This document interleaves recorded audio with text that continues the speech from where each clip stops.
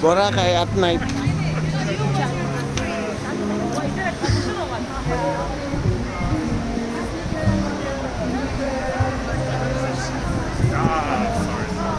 You know, it's my Swedish pronunciation. That's why. In Vietnam, it's like Marami ditong seafood paluto. Kaso lang ang presyong wala sa Pilipinas. Karen, same, you know, in presyong ano? my brother and his friends, you know, Hindi pang masa. Sama ng loob. Buying a lot of Mandarin, no? like coffee. Kinain mo, mapapaiyak ka. Pilipin. Mapapaiyak ka sa Oh, nire-recommend ko to sa inyo. Mga taga-Japan lang.